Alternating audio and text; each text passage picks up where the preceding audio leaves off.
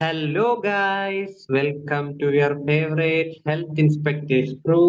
അപ്പൊ നമ്മൾ ഇന്ന് DHIC സെക്കൻഡ് ഇയേഴ്സിന്റെ പേപ്പർ സെക്കൻഡ് ആണ് നോക്കുന്നത്. Audio visual AIDS. നിങ്ങൾക്കറിയാം, നിങ്ങൾ ഒരുപാട് പഠിച്ചതും ഒരുപാട് റെഫർ ചെയ്തതും ഒരുപാട് കൺഫ്യൂഷൻ ആയിട്ടുള്ള ഒരു സാധനമായിരിക്കും ഈ ഓഡിയോ വിഷ്വൽ എയ്ഡ് എന്ന് പറയുന്നത്. അപ്പൊ നമുക്ക് അതിനെ സിമ്പിൾ ആയിട്ട് എങ്ങനെ നമ്മുടെ എക്സാമിനേക്ക് ക്രാക്ക് ചെയ്യാമെന്ന് നോക്കാം. നമുക്ക് straight to the topic. First of all definition ആണ്. ഡെഫിനേഷൻ എന്ന് പറയുമ്പോൾ നമ്മൾ ഓഡിയോ വിഷ്വൽ എയ്ഡ് മെയിൻ ആയിട്ട് യൂസ് ചെയ്യുന്നത് training or educational materials prepare ചെയ്യാൻ വേണ്ടിയാണ്. അറ്റ് ദ സെയിം ടൈമിൽ സെൻസ് ഓഫ് ഹിയറിംഗും സെൻസ് ഓഫ് സൈറ്റും. ഫോർ ബെസ്റ്റ് എക്സാമ്പിൾ ഇത് തന്നെയാണ്. നിങ്ങൾ ഇപ്പൊ കാണുന്ന ക്ലാസ് തന്നെയാണ് ഇത്. എന്റെ സൗണ്ട് നിങ്ങൾ കേൾക്കുന്നുണ്ട്, ഈ ഈ ഡയഗ്രാമും ഈ ഡെഫിനിഷനും നിങ്ങൾ കാണുന്നുണ്ട്. അറ്റ് ദ സെയിം ടൈം നിങ്ങൾ കാണുന്നുമുണ്ട്, കേൾക്കുന്നുണ്ട്. ഓഡിയോ ആയിട്ട് നിങ്ങൾ കേൾക്കുന്നുണ്ട്, വിഷ്വൽ ആയിട്ട് കാണാനും പറ്റുന്നുണ്ട്. അത് തന്നെയാണ് ഈ ഓഡിയോ വിഷ്വൽ എയ്ഡ് എന്ന് പറയുന്നത്. ഇത് മേജോറിറ്റി ഓഫ് ദ ക്ലാസ്സസ് ഒക്കെ ഇപ്പൊ എടുക്കാനും എല്ലാവരും ഇപ്പോ ഓൺലൈൻ മീഡിയസ് ഒക്കെയാണ് യൂസ് ചെയ്യുന്നത്. PPT ഒക്കെ അറിയാം നിങ്ങൾക്ക്, PDF ഒക്കെ പ്രിപ്പയർ ചെയ്ത് സെമിനാർസും ക്ലാസ്സസ് ഒക്കെ ഒരുപാട് കിട്ടുന്നുണ്ട്. അതിനെല്ലാത്തിനും ഈ AV എയ്ഡ്സ് ആണ് യൂസ് ചെയ്യുന്നത്. അപ്പോൾ ഇത് ഫിലിംസ്, റെക്കോർഡിങ്സ്, ഫോട്ടോഗ്രാഫ്സ്, അങ്ങനെ എല്ലാ തരത്തിലും ക്ലാസ് റൂം ഇൻസ്ട്രക്ഷൻസ് ആയാലും ലൈബ്രറി കളക്ഷൻസ് ആയാലും ഒരുപാട് തരത്തിൽ ഇപ്പോൾ AV എയ്ഡ്സ് യൂസ് ചെയ്യുന്നുണ്ട്. ബെസ്റ്റ് എക്സാമ്പിൾ ഇപ്പോൾ നിങ്ങൾ കാണുന്ന ക്ലാസ് തന്നെയാണ്.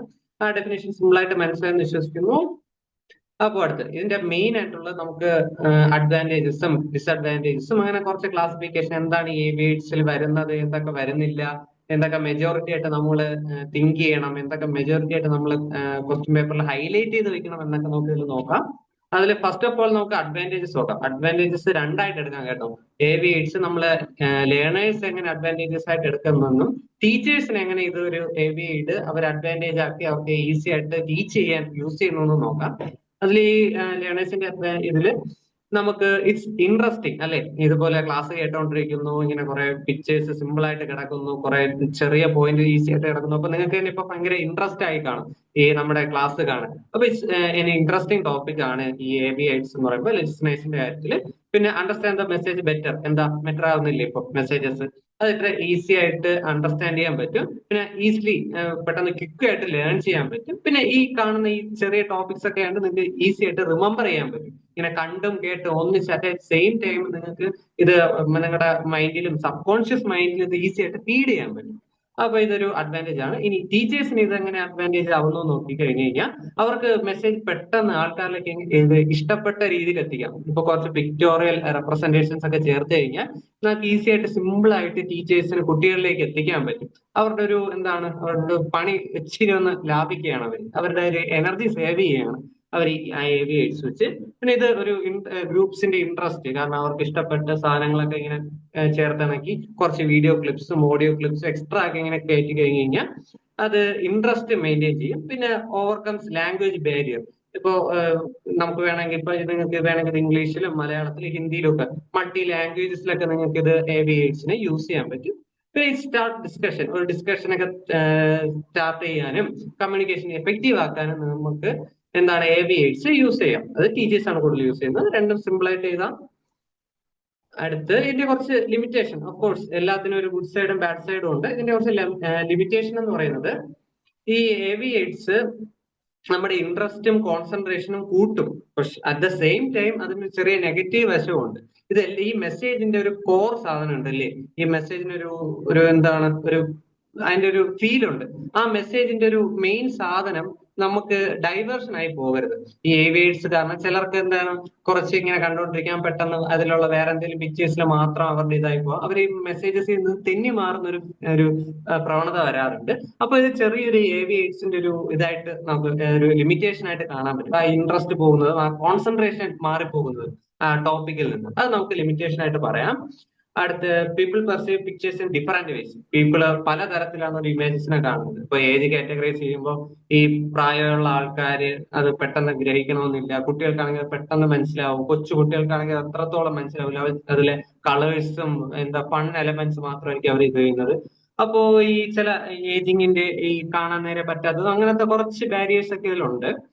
അടുത്ത് sometimes language is A problem അല്ലെ. ഇപ്പൊ എല്ലാവർക്കും നമുക്ക് ഇപ്പൊ ഞാനിപ്പോ ക്ലാസ് എടുക്കുന്നത് മലയാളത്തിലാണ്, ബട്ട് ചിലർ പ്രിഫർ ചെയ്യുന്നത് ഇംഗ്ലീഷിലാണ്.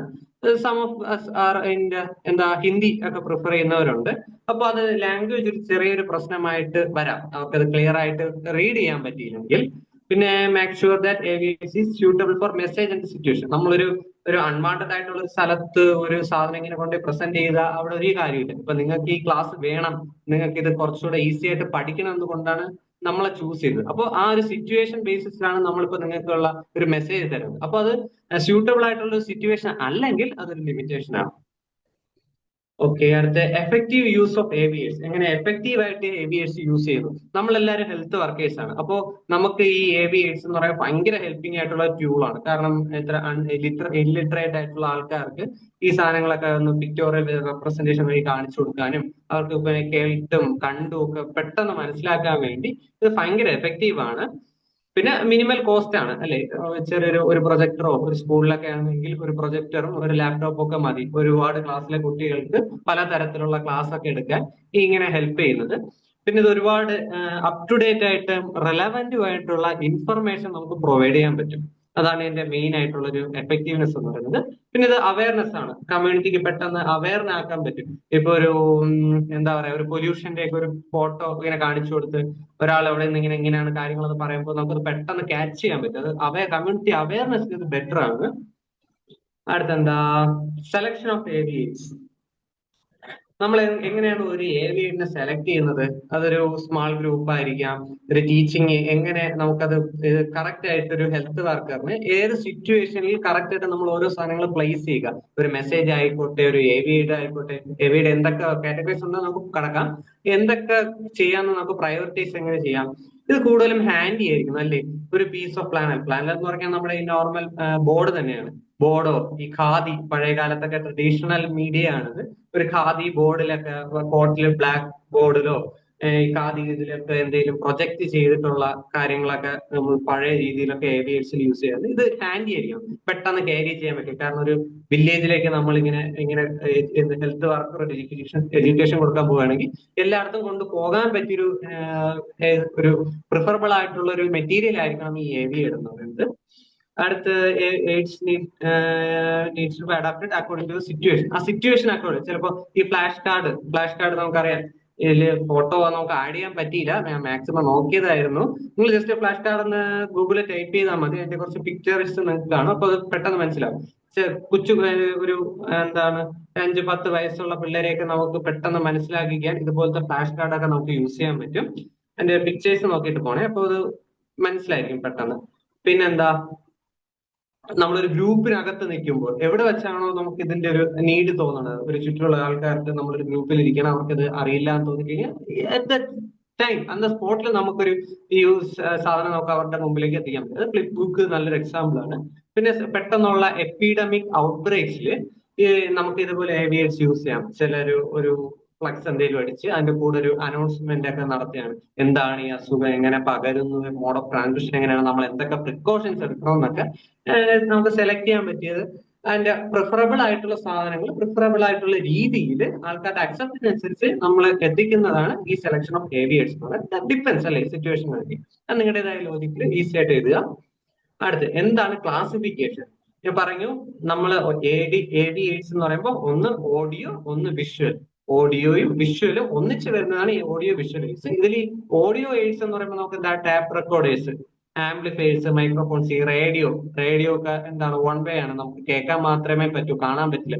കേട്ട് നമ്മൾ അത് സാധനത്തിന് ഇമാജിൻ ചെയ്തെടുക്കണം. അത് ഓഡിറ്ററി എയ്ഡ്സിൽ ടാപ്പ് റെക്കോർഡ്സ് ഉണ്ട്, മൈക്രോഫോൺസ് ഉണ്ട്, ആംപ്ലിഫയേഴ്സ്, ഇയർഫോൺസ്. എക്സാമ്പിൾസ് എല്ലാം കൃത്യമായിട്ട് നോക്കണം. അടുത്ത വിഷ്വൽ എയ്ഡ്സിൽ എന്തൊക്കെയുണ്ട്, ബ്ലാക്ക് ബോർഡ്, പ്ലാനോഗ്രാഫ്, മോഡൽസ്, അങ്ങനെ കുറച്ച് എക്സാമ്പിൾസ് ഉണ്ട്. അടുത്ത് കമ്പൈൻഡ് ആയിട്ട് വരുമ്പോൾ എന്ത് ചെയ്യും, നമുക്ക് ഈ movies, films, television, computer, internet, ഈ ക്ലാസ്, ഇതെല്ലാം നിങ്ങൾക്ക് എന്താണ്, ഒരു കമ്പൈൻഡ് ആയിട്ടുള്ള ഒരു ഓഡിയോ വിഷ്വൽ എയ്ഡാണ്. അത് കൃത്യമായിട്ട് തന്നെ എഴുതുക, കൃത്യമായിട്ട് മെൻഷൻ ചെയ്യുക. മൂന്നായിട്ട് എന്തെങ്കിലും നിങ്ങളുടെ ഒരു ഡെക്കറേഷൻസ് ഒക്കെ വരുത്തിയോ സിമ്പിൾ ആയിട്ട് നല്ല ക്യാച്ചി ആയിട്ടുള്ള ഹെഡിങ്സ് ഒക്കെ വെച്ച് നിങ്ങൾ എക്സാം പേപ്പറിൽ എഴുതുക. ഇനി ഇതിന് എക്സ്ട്രാ നമുക്ക് എങ്ങനെ ക്ലാസിഫൈ ചെയ്യാം? ഗ്രാഫിക്കൽ എയ്ഡ് എന്ന് പറയുന്ന ഒരു ഇതുണ്ട്. എന്ന് പറയാൻ ഗ്രാഫിക്കൽ എയ്ഡ് ആയിട്ട് നമുക്ക് എന്താണ് പോസ്റ്റേഴ്സോ പ്ലാനർ ഗ്രാഫ്സോ ചാർട്ട്സ് ബുക്സ് അങ്ങനെ നമ്മൾ ഈ ഹോസ്പിറ്റൽസിലൊക്കെ പോകുമ്പോൾ ചില വെറൈറ്റി ആയിട്ടുള്ള പിക്ചേഴ്സ് ഒക്കെ വെച്ച് അതിലെന്തെങ്കിലും ഒക്കെ ഒരു വോയിസ് ഒക്കെ വെച്ച് നമുക്ക് അങ്ങനെ ഒരു ഇൻട്രസ്റ്റിംഗ് ആയിട്ടുള്ള രീതിയിൽ ഗ്രാഫിക് എയ്ഡ് ഒക്കെ നമ്മൾ യൂസ് ചെയ്യാറുണ്ട്. അതുപോലെ തന്നെ ഡിസ്പ്ലേ ബോർഡ്സോ ബ്ലാക്ക് ബോർഡ്സോ അങ്ങനെ എന്ത് തരത്തിലായാലും നമുക്ക് കാണാനും ചെറിയ എന്തെങ്കിലും ഒരു വോയിസ് വെച്ച് അതിനെ റെപ്പറ്റേഷനിലൂടെ ഇങ്ങനെ കേൾക്കാനും ഒക്കെ പറ്റിയ ഗ്രാഫിക്കൽ എയ്ഡ്സ് ഉണ്ട്. അത് ത്രീ ഡയമെൻഷണൽ എയ്ഡ്സ് എന്താ എന്തെങ്കിലും മോഡൽസോ പപ്പറ്റ്സോ നമുക്ക് ഇങ്ങനെ കയ്യിലെടുത്ത് ടച്ച് ചെയ്ത് ഫീൽ ചെയ്യാൻ പറ്റുന്ന AV എയ്ഡ്സും ഇന്ന് ഒരുപാടുണ്ട്. ഇത് ആൾക്കാരുടെ പ്രിഫറബിളിന് അനുസരിച്ച് നമ്മൾ ഉണ്ടാക്കുന്നതാണ് അല്ലെ, ഒരു ഹെൽത്ത് വർക്കർ എന്ന നിലയിൽ നമ്മൾ ചെയ്യുന്നതാണ്. അടുത്ത ആക്ടിവിറ്റി എയ്ഡ്സ് എന്ന് പറയുമ്പോൾ ഡെമോൺസ്ട്രേഷൻ പ്രാക്ടിക്കൽ ഈ നമ്മുടെ ഹെൽത്ത് എഡ്യൂക്കേഷനിൽ നമ്മൾ പഠിച്ചിട്ടുണ്ട് ഏറ്റവും ഇമ്പോർട്ടന്റ് ആയിട്ടുള്ളത് നമ്മുടെ ഈ ORSന്റെ ഒക്കെ പ്രിപ്പറേഷൻ ആണെന്നല്ലേ. അത് അവർക്ക് നേരിട്ട് എന്താണെന്ന് മനസ്സിലാക്കി അവരെ കൊണ്ട് തന്നെയൊക്കെ ഡെമോൺസ്ട്രേഷൻ ചെയ്യിക്കുന്നു. അപ്പൊ അതെല്ലാം നമുക്ക് ഈ AV എയ്ഡ്സിന്റെ ഒരു ക്ലാസിഫിക്കേഷൻ ആയിട്ട് പറയാൻ പറ്റും. പേഷ്യന്റ് ഫുഡ് ഐറ്റംസ് അതെല്ലാം നമുക്ക് പറയാൻ പറ്റും. അടുത്ത പ്രൊജക്റ്റഡ് എയ്ഡ് നമ്മൾ ഈ ഒരു പ്രൊജക്ടർ യൂസ് ചെയ്ത് എടുക്കുന്നതാണ്. അത് ഇൻക്ലൂഡ്സ് ഫിലിം സ്ട്രിപ്സോ സ്ലൈഡ്സ് LCD പ്രൊജക്ടർ അങ്ങനെ എന്ത് വിധം നിങ്ങൾക്ക് ഒരു ജസ്റ്റ് ഒന്ന് കണ്ണടച്ചിരുന്ന് ആലോചിക്കുമ്പോൾ നിങ്ങൾക്ക് എല്ലാം ഒന്ന് ക്ലിയർ പിക്ചർ ആയിട്ട് കിട്ടും എല്ലാം. പിന്നെ ഈ ചെറിയ ഈ എന്താണ് ഈ പ്ലാനറ്റ് ഗ്രാഫിന്റെ ഒക്കെ പെട്ടെന്ന് ഞാൻ പറഞ്ഞപ്പോ ഒരു ഇത് കാണത്തില്ല, ജസ്റ്റ് ഒരു ബ്ലാക്ക് ബോർഡ് ഒക്കെ തന്നെയാണത്.